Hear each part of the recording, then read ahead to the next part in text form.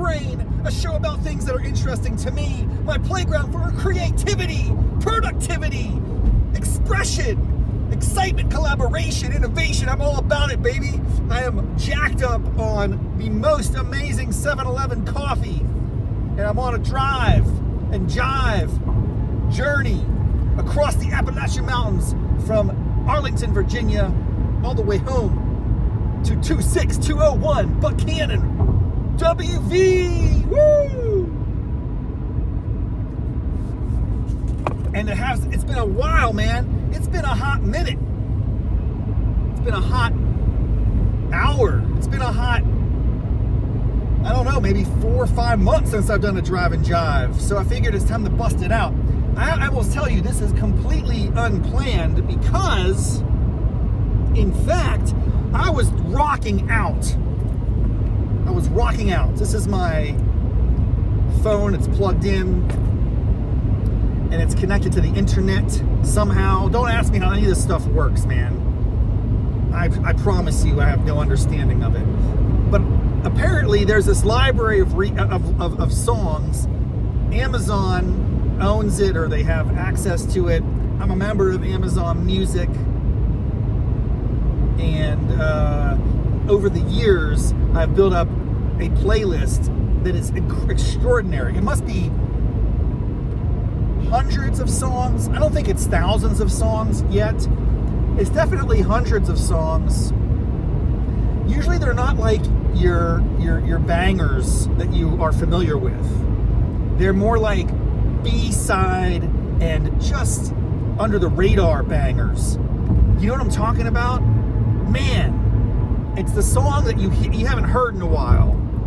You know, I have a whole playlist of those songs, and I've aggregated them over the years, and it's just, I haven't listened to it in a while, so I was able to dust it off, hit the mix, you know what I'm saying, where it plays it in a shuffle mode. Does anyone else use shuffle mode on playlists? It's a fun way to bring a little bit of anticipation and curiosity and suspense, because you don't know what song's next. The bottom line is, I'm on a drive, I was cranking the tunes, and I was rocking out. There's a particular song I was just listening to, and I want to share that with you, because I want you all to check it out at your own due time. Naturally, I can't find it. Darn it. The problem is, well, here's what happened. I had the playlist crushing, and I was in the middle of a just beautiful rendition of the song that goes, "Don't pour your love out on me, baby. If you do, then I think that maybe I'll just lay me down, cry for 100 years." You know what I'm talking about? Who sings that song? It's not who you think it is, man. It's not who you think it is. We're going to take a quick pit stop here. I see something remarkable on the horizon, and I've got to take note of it. It's one of those things where I'm going to start doing this more in life. When I see things, when I get inspiration, I'm going to take action. I'm not just going to sit idly by. My brain is always, you know, looking around for things to document, things to like enjoy, and just soak in this crazy thing we have called life, to make the most of it. So I'm on this really nice road. I think it's called Corridor H, past Moorfield, but before Thomas Elkins area. So that's like an hour or so stretch. A lot of it's highway, and man, it's beautiful. And there's these massive windmill farms that dot the mountaintops here in this area. And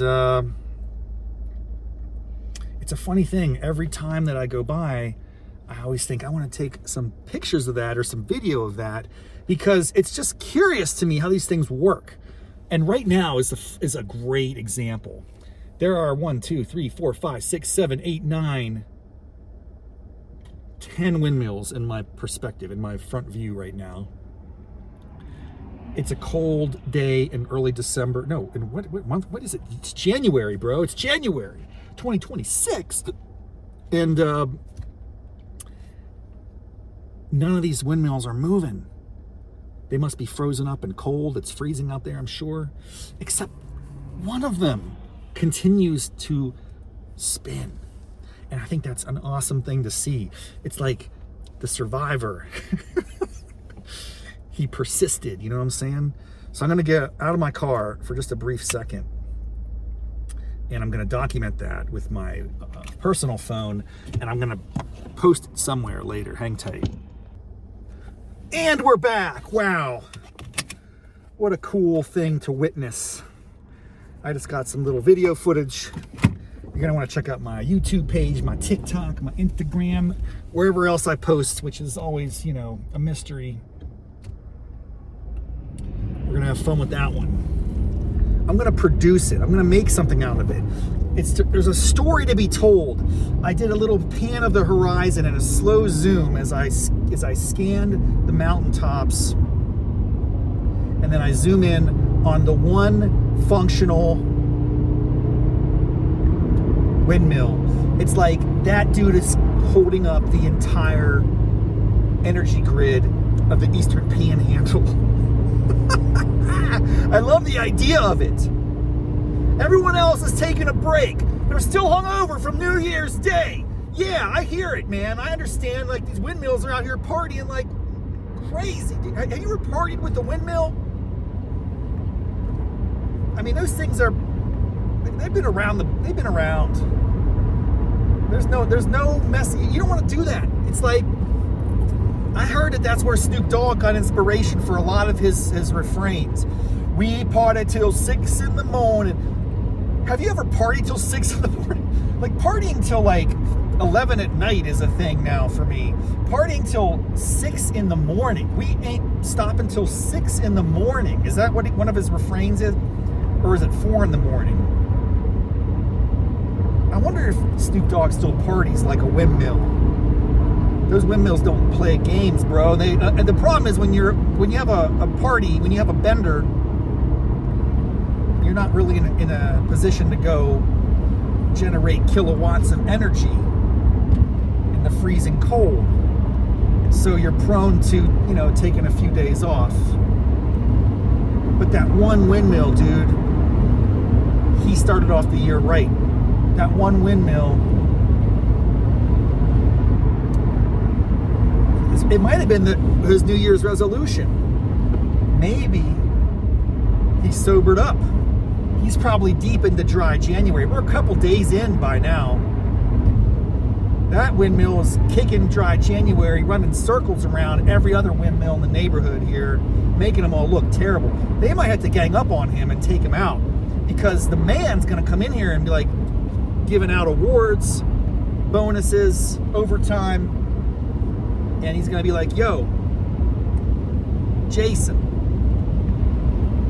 congratulations, my friend. You are employee of the month. Making these other, they might just have to let these other dudes go. AI's coming in. Windmills aren't safe. No industry is safe.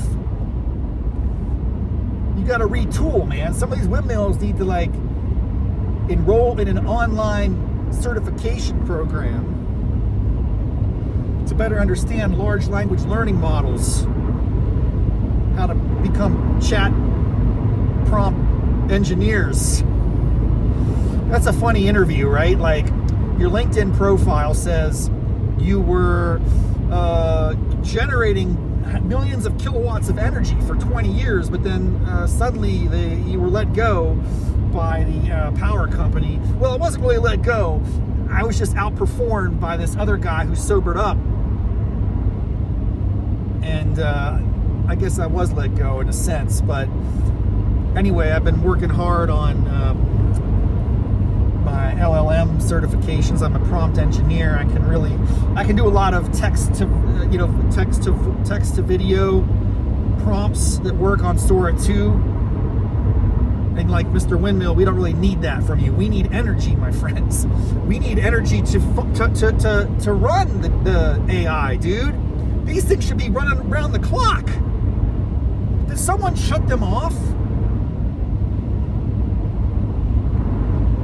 I shouldn't be so angry with the windmills. I should be angry with the people who are running the windmills. Maybe they're like constraining output to jack up the energy costs. I don't know. I'm riffing, I'm raffing, I'm having a good time. We're on a Drive and Jive extravaganza on the way from Arlington, Virginia to Buckhannon, West Virginia, where I'll be working remote for the next week, but also helping out with some of the family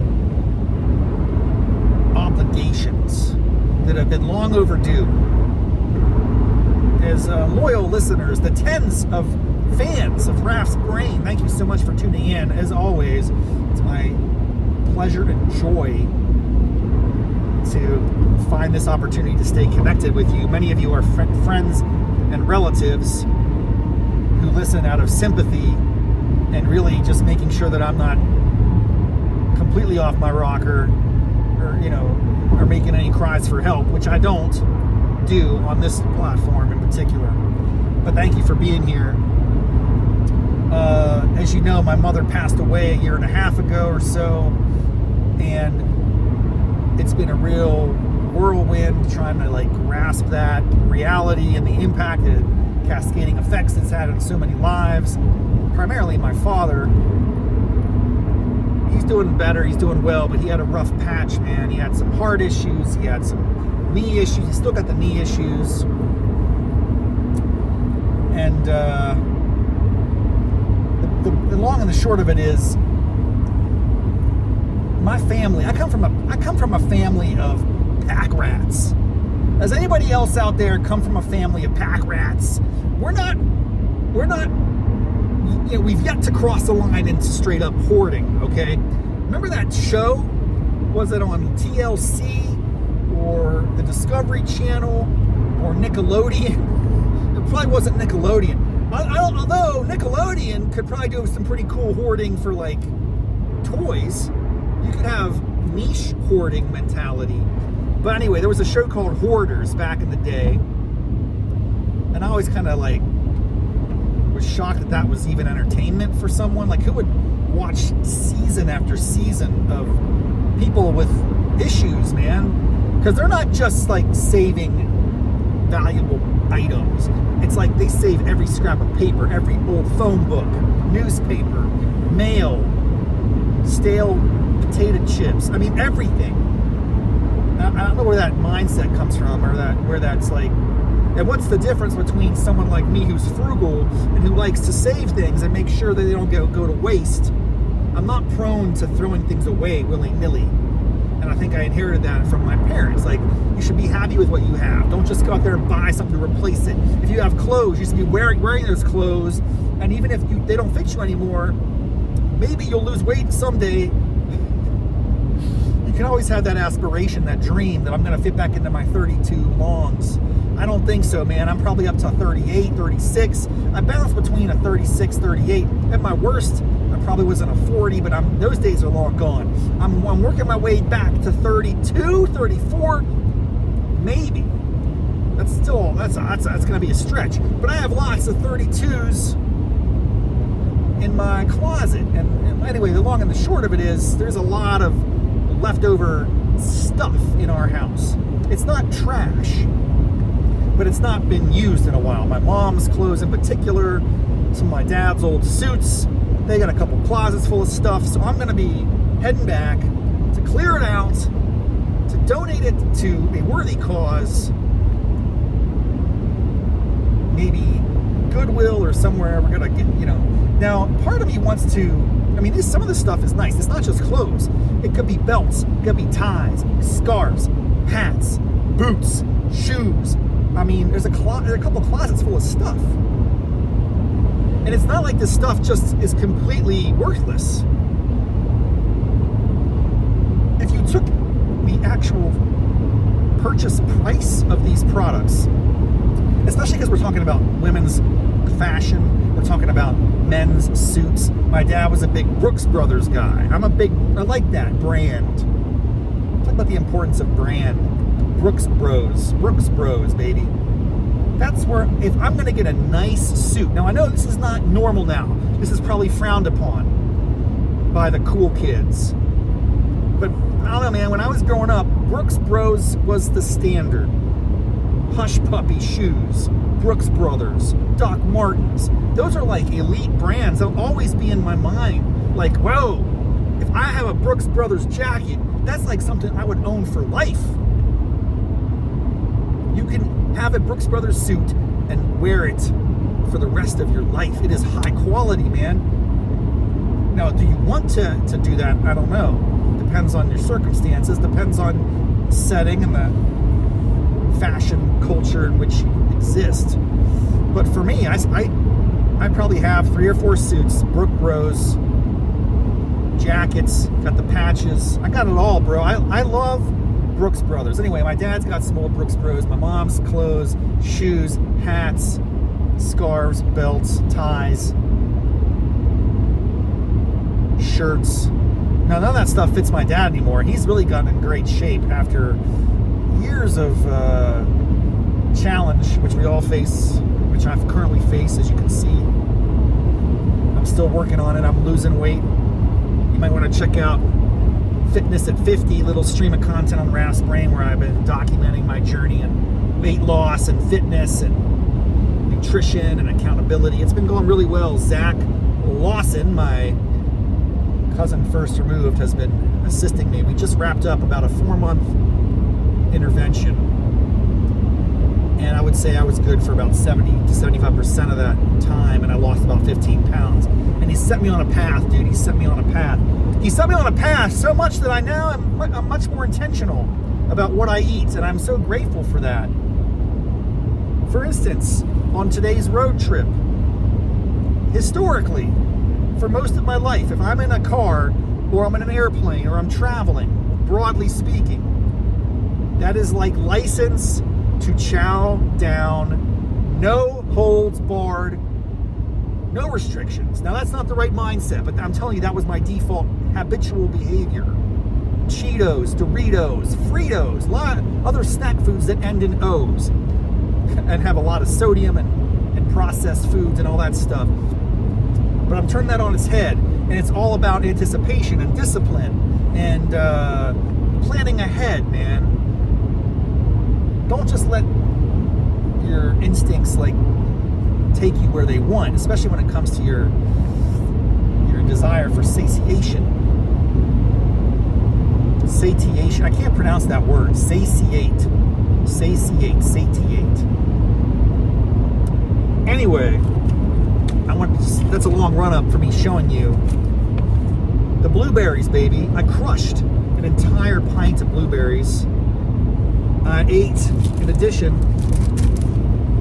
a power bar, protein bar. That's all I've been eating today. Blueberries, protein bar, and I do confess, I went to Starbucks and I had a black coffee. Oh, it's not 7-Eleven, it's Starbucks, bro. Starbucks, get it right.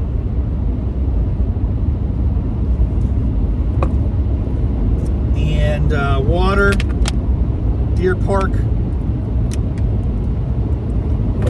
only the best for my organs. And at Starbucks I got the egg white bites with red pepper. Money, protein, low cal, good times. So that was basically my lunch. That is unusual. I mean, historically,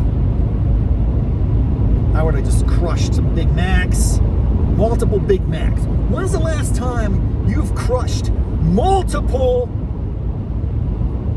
feature item burger sandwiches from a chain fast food restaurant?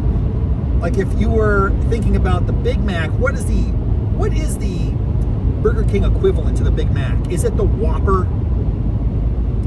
I don't know. I kind of think it is. It's the marquee branded item. It's like, dude, you think of McDonald's, you think of Big Mac. You think of Burger King, you think of Whopper. You think of Wendy's. What do you think of when you think of Wendy's? I just think of a single. But that's not true. You should get the triple. You think of Hardee's, you think the Big Hardy. Gotta get that Big Hardy. Dude, that just brought back a rush of endorphins. I haven't been to Hardee's in decades. Well, that's not true, but it's been a long time. I mean, I can't remember the last time I was in a Hardee's. It can't have been that long ago, but it's quite possible. Now, when I was growing up as a kid, Hardee's was the place to hang in high school, my friends. Small town America, it was the place to be on a Friday night, Saturday night. Let's go hang out at Hardee's and get me a Frisco Burger. The Frisco Burger was unbelievable, dude. It was like ahead of its time. I wonder if I got to do some deep dive research on that with my ChatGPT pal sometime. Like, whatever happened to the Frisco Burger? The Frisco Burger, I believe, if my memory serves me correct, which sometimes it doesn't these days, and Frank, often it doesn't. And that's true for all of us. Like, memory is not at all as reliable as we think it is. We concoct narratives, and a lot of our memories are probably just false. Anyway, the Big Hardy, the Frisco Burger, or the Frisco, I believe it was a burger. It could also be chicken. I think that was, you get a chicken Frisco or a beef Frisco, if I remember. And it was like sourdough bread, kind of like toasted, two big slices. You got a big hunk of meat, which could be a grilled chicken or a burger patty, giant burger patty, like a half pound or quarter pound, third pound maybe, I don't know. Cheese was like a Swiss type cheese. I think the sauce was kind of like a delectable ranch Italian combo of some kind. I don't remember. I just know that was my go-to burger. Once a week in high school, when I'd go to parties to hang out, I'd get the Frisco. I didn't get the Big Hardy until college, and when you hit up the Hardee's in college, it's a whole different story, because you're probably going at like 2, 3 in the morning, and you know what's happening at that point, my friends. I don't need to get into it. I think we all know. Many of us have been there. Not all of us. Some of you have standards and class and dignity and respect for your temple, your body. Not I. I mean, I'm getting better at that, but I certainly wasn't for a good stretch of my youth. And if I'm hitting up a Hardee's at 2 in the morning, I'm not getting the Frisco. I'm getting the Big Hardy. I had a buddy. I don't know, man. He must have just pounded those daily. 2, 3 a.m. J-term. Holy smokes. Does anybody remember J-term? How many people out there in my listening audience are familiar with this concept? In college, undergraduate school, J-term. The letter J, term. J stands for January. Oh my gosh. Talk about coincidence. Why is this popping into my brain?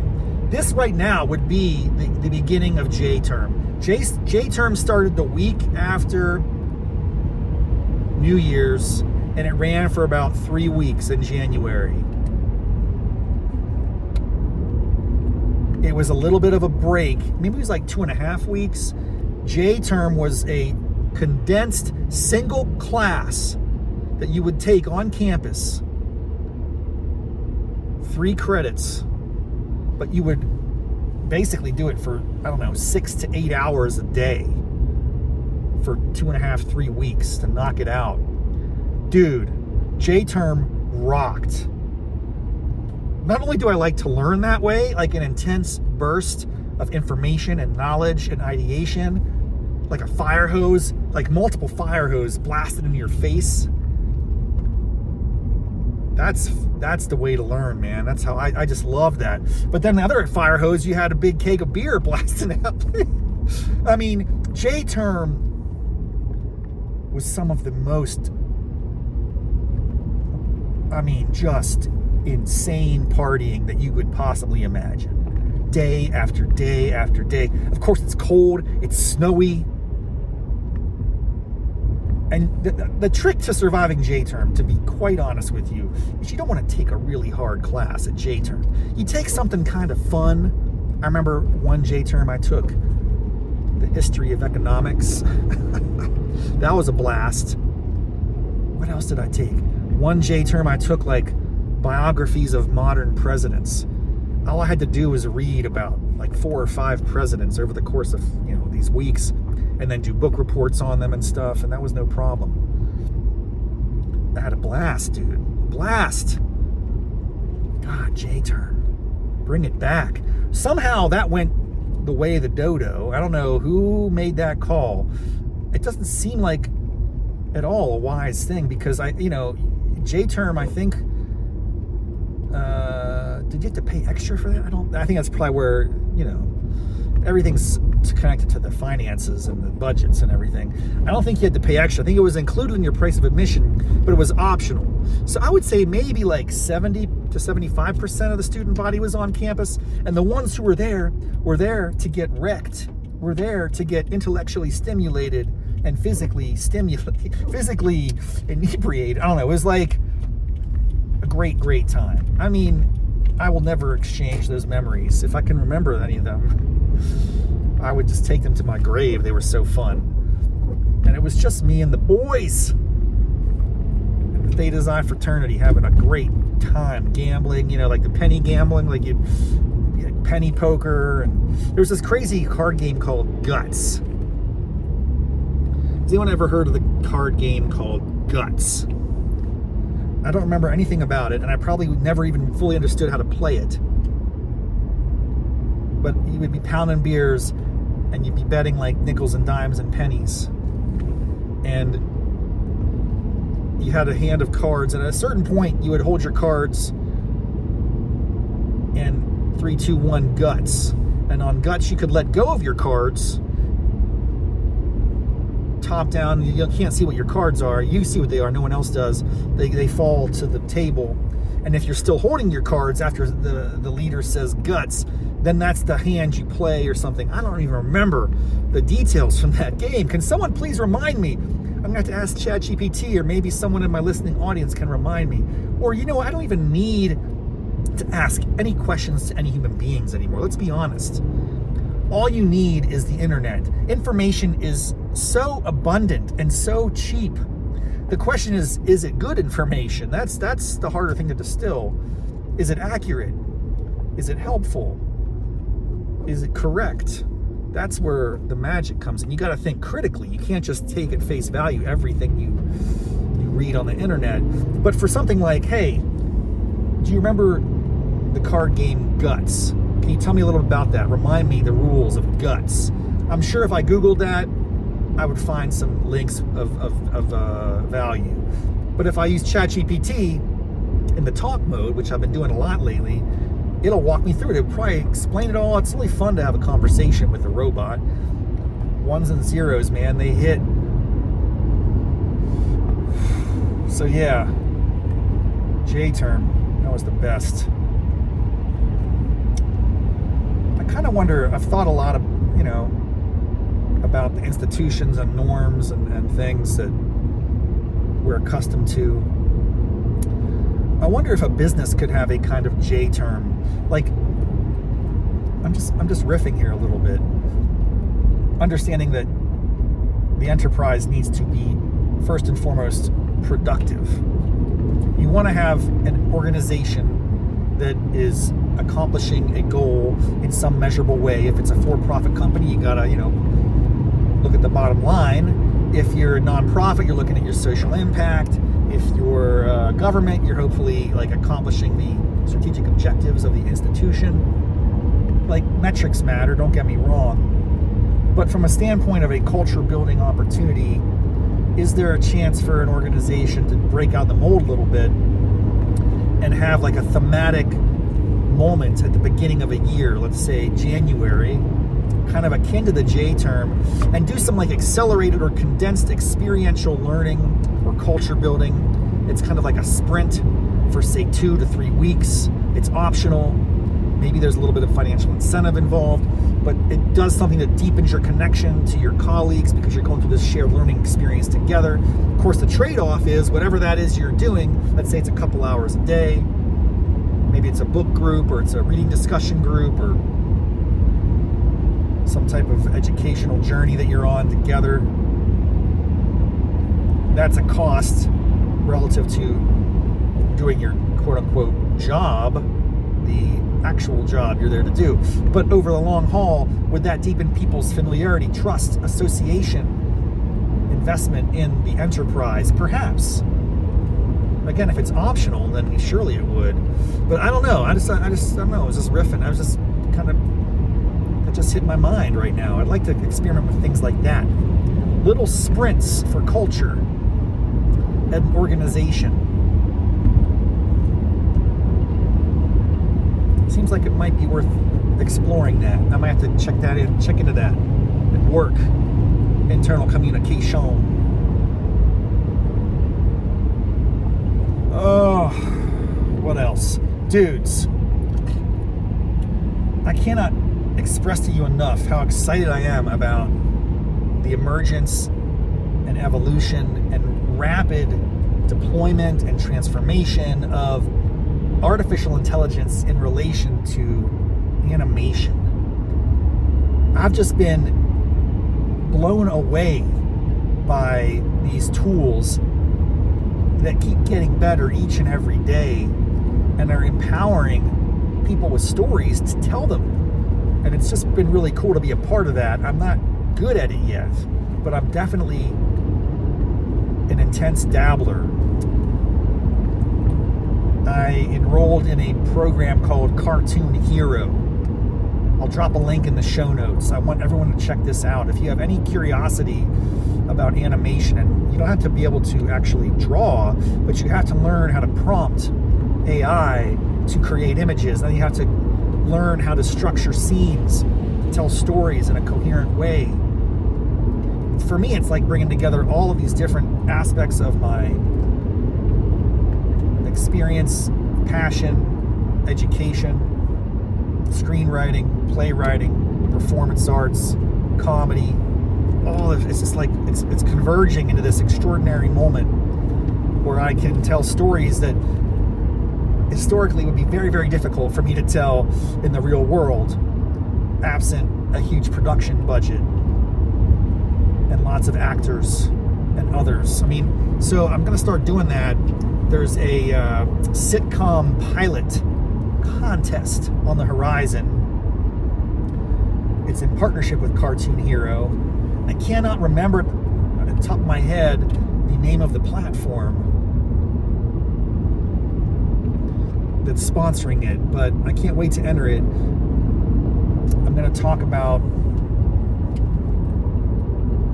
an interesting story, but first I want to acknowledge something. I'm going to take the camera off. Look at the beauty of this state right here. This is my drive. The roads are clear, but the snow has been in effect. Look at those trees with the snow. Can you not tell me that's one of the most beautiful things you'll ever see? What a sight. What a sight.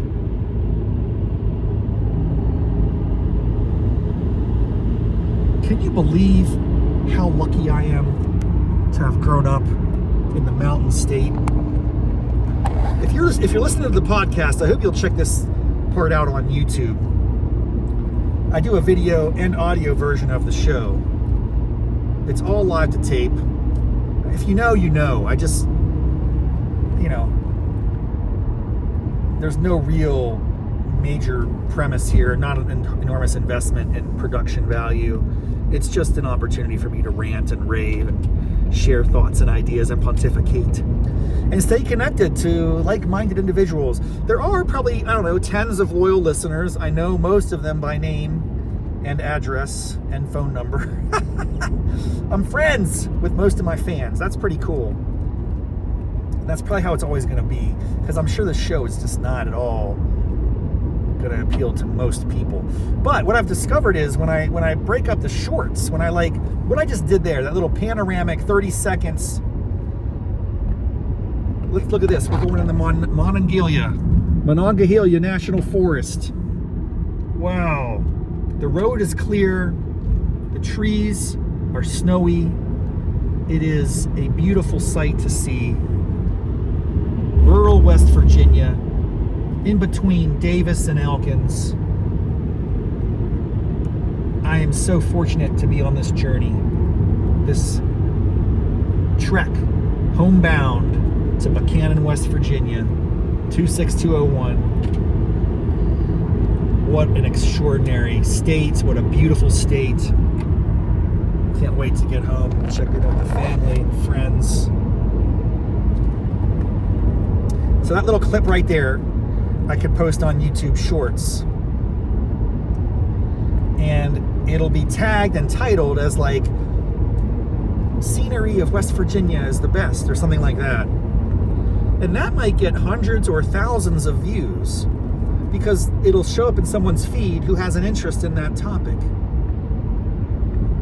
Now, of those, let's say, I'm just using this for simple math, if there are 1,000 people who view my short clip for 30 seconds about the Monongahela Forest, if that was Monongahela National Forest, is it national or state? I don't even know, dude.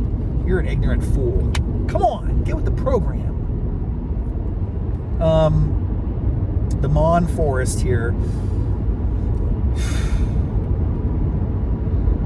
Now, if someone clicks into that, what percentage of the viewers of a short click through to see the feature-length video from which it was derived? I think that is going to be an extraordinarily low number, less than 1%, right? Maybe 0.1, I'm just guessing. Is it 1 out of 1,000? 1% would be 1 out of 100. So 0.1% would be 1 out of 1,000. I guess this is an opportunity for me to ask, if you are someone who is watching or listening to this show right now because you discovered it through a short form video and you took the courage and curiosity to click on the related links, because every time you post on YouTube a short video, you can then in the notes add the link to the long form video of choice that it's related to. So when I post a short from this particular episode, and episode, what now, we're running into like 37, 38 minutes, I'll probably get like 7 or 8 decent little clips to throw up in the shorts. If each of those gets 500 or 1,000, or some of them, pop off and get like 5, 6, 10,000. On occasion, it has happened. Again, if a small percentage of those viewers click through to the underlying content, do they get intrigued by what they see? Do they become new followers and fans and subscribers? I don't know. I don't think so. I don't think that happens very often. I don't think so because in my own reality, I don't do that a ton myself. Very, very rarely. And I consume a ton of YouTube shorts, man. I'm learning. I'm always like just curious to see what's hitting.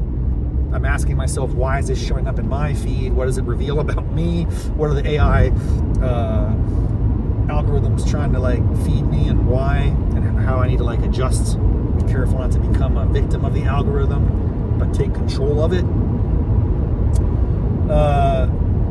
Every once in a blue moon, I will pop into a content creator who makes something that is intriguing to me, but it's not that often. And even then, if I do, and I go to their channel and I start watching other do I subscribe? Even less common. So again, it's going to be an infinitesimal. Is that a word? Infinitesimal? That's not a word. Infinitesimal. I don't know what the word is, guys. I think it's a word. I think I'm reaching for that. What I'm trying to tell you is a very, very small number of people who click through a short to a long form video, click through to learn about the artist, the creator, and actually subscribe to their work. I think it's got to be 1 in 10,000. I don't even know. So the point might be, well then, gosh, that's like you got to cast a huge net just to get extra subscribers that way. That's not really the motive to do it, though. It's just a broader play, man. I don't know what I'm doing. I don't do this for money or for profit. I do it for fun. I'm just having a blast. It's passing the time. Oh, and back to why I started in the first place. It was very spontaneous. We were driving through the mountains. I was singing that extraordinary song, Don't pull your love out on me, baby. If you do, then I think that maybe I'll just lay me down, cry for 100 years. Don't pull your love out on me, honey. Take my heart, my soul, my money. Don't leave me here drowning in my tears. I love that song, and it's not something you hear very often, and I haven't heard it for a long time. And then it popped into my Amazon Music playlist there. It came up through the shuffle feature very unexpectedly, and I was singing at the top of my lungs. I don't even know the words that well, but I was going off. And then it stopped because there's a space between, like, I don't know, 20 minutes past Moorfield to Elkins, roughly.